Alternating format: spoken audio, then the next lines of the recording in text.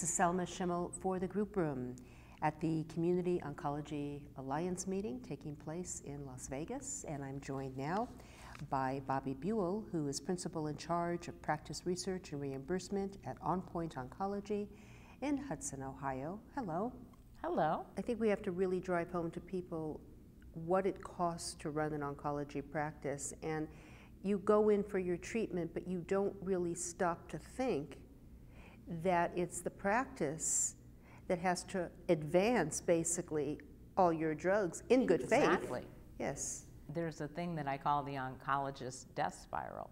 When you start becoming indebted to your drug distributor, it's sort of like you have no more way to stay in business. And we have seen almost 200 practices go out of business, and that is the beginning of the end.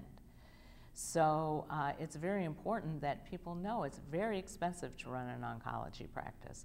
People think of doctors as, you know, just getting all their fees and putting them in their pockets, but that's really not true in oncology. And there's a lot of problems now with even obtaining the drugs that patients need, and there's a cost to even searching for those drugs.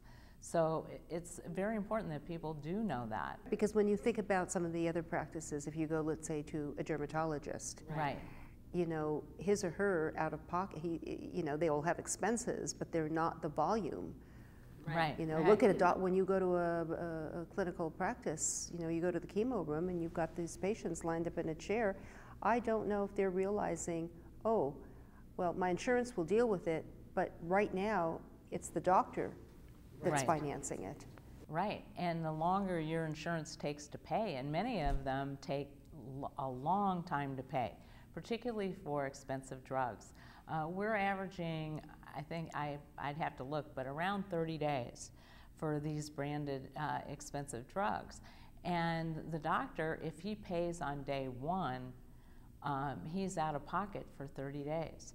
And if you get in trouble with your distributor, you do have to pay COD. If you are a good customer in good standing, sometimes it's quite a bit longer, and for new drugs it can be as much as 6 months to pay. So, any comments on the generics? Well, the entire generic industry now has real serious problems because of the way Medicare pays. About 50% of cancer patients, but it varies depending on what kind of cancer you have. Like my husband had prostate cancer, and 75% of prostate cancer patients are Medicare. But generally, on average, it's about 50%. And Medicare pays by a system called average sales price. And the problems with generic drugs, when they come out, the cheapest drug is always the most popular. And the average sales price for generics is always the best seller, weights the average of this average sales price.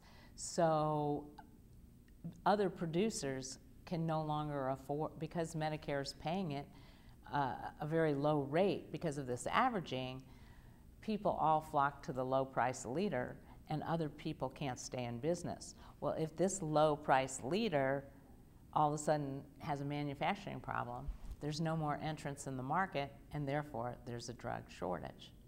And that's why many cancer medications are very hard to find now, if not impossible, because they've limited it to one producer, or a very few. And thus the current drug shortage. Right, and also the tendency, we've had a problem in oncology lately with drugs coming into the supply chain that are fake. Those are drugs that are coming from, let's say, our neighbors in Canada?